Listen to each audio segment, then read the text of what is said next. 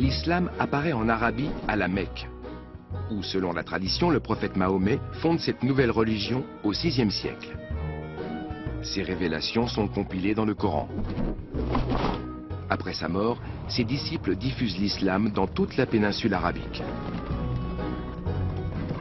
Ils vont conquérir par le fer et par le feu la Palestine, l'Égypte et l'Afrique du Nord, alors sous domination byzantine.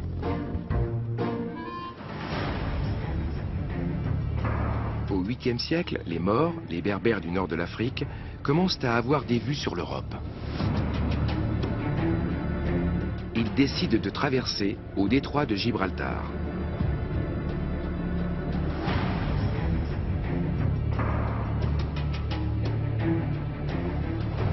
Durant l'été 711, une flotte nombreuse débarque des milliers de guerriers sur les côtes sud de l'Espagne.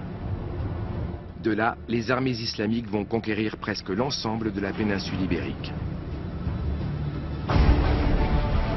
Durant près de 8 siècles, les Arabes vont régner sur ce territoire, qu'ils nomment Al-Andalus. Si cette période incroyablement longue est marquée par de terribles guerres et par l'oppression, elle voit également des échanges pacifiques entre l'Orient et l'Occident, le croissant et la croix. Culture, sciences, philosophie et technique sont alors florissantes. L'héritage culturel d'Al-Andalus va se diffuser au-delà de ses frontières jusqu'au cœur du continent. L'islam considère que chrétiens et juifs appartiennent, selon l'expression coranique, aux gens du livre et sont à ce titre des dhimmi, des protégés. Les trois religions vénèrent un Dieu unique et toutes trois se réclament de révélations divines. Al-Andalus est un lieu qui voit cohabiter religion et culture, Orient et Occident.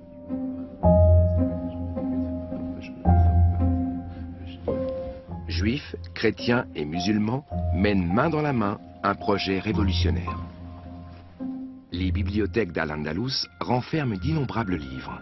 Elles préservent notamment des centaines de textes de l'Antiquité qui, à l'aube du Moyen-Âge, ont été perdus en Europe.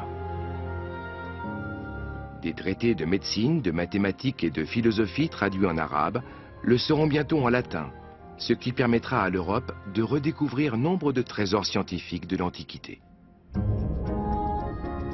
Cette large diffusion de la science, entre autres facteurs, contribuera plus tard à la Renaissance et aidera l'Europe à redécouvrir ses racines gréco-romaines.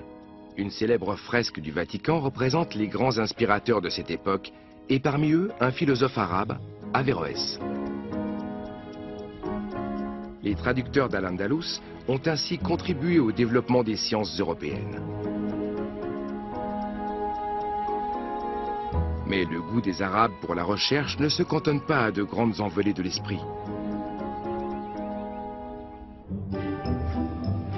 Au IXe siècle, le savant universel Abbas ibn Firnas construit un dispositif pour voler. Sans craindre la mort, il se serait lancé dans le vide d'une colline aux abords de Cordoue. Le savant, qui se serait inspiré d'une hirondelle pour construire sa structure, aurait survolé Cordoue tel un oiseau sur près de 300 mètres. Pour la première fois de l'histoire, un homme vole.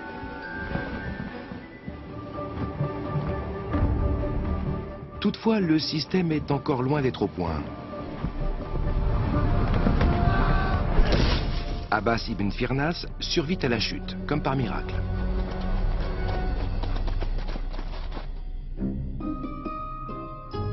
Les nombreuses inventions imaginées, copiées ou perfectionnées par les savants arabes se diffuseront en Occident par le biais de l'Espagne, notamment le papier, les instruments chirurgicaux ou encore des appareils de navigation tels l'astrolabe ou la boussole.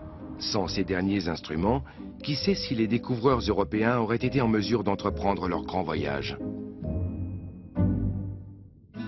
Même les moulins à vent, les plus vieilles machines de l'humanité, ont été introduits en Europe par les Arabes. Sans oublier les révolutionnaires Noria. Ces grandes roues hydrauliques alimentent d'ingénieux systèmes d'irrigation grâce auxquels des terres arides se mutent en paysages luxuriants et d'opulents jeux d'eau, symboles de luxe et de richesse qui viennent égayer les sens.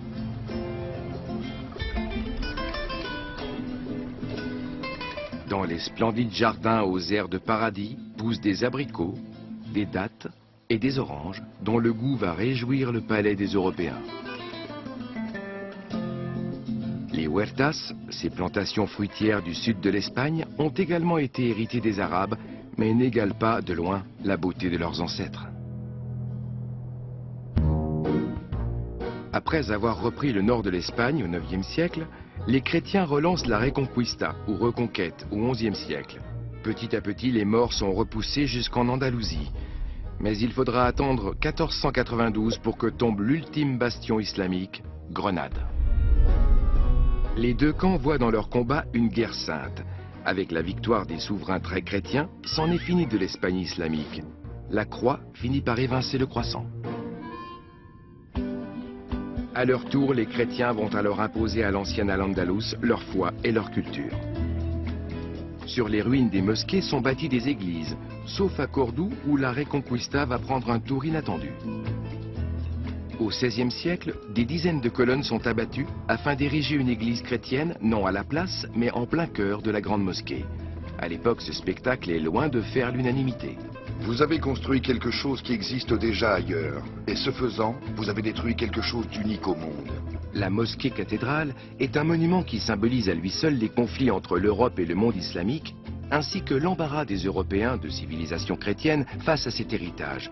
Pour autant, la culture occidentale se résume-t-elle uniquement à son héritage chrétien ?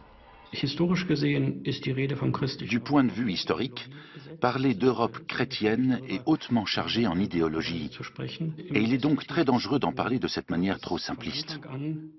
D'importantes communautés musulmanes existaient dès le départ au sein de l'Occident chrétien, dès les 7e et 8e siècles en Espagne et en Sicile, et à partir du 14e dans les Balkans. D'autre part, une diaspora juive est depuis toujours présente en Europe. On ne peut donc pas parler d'un espace chrétien clos.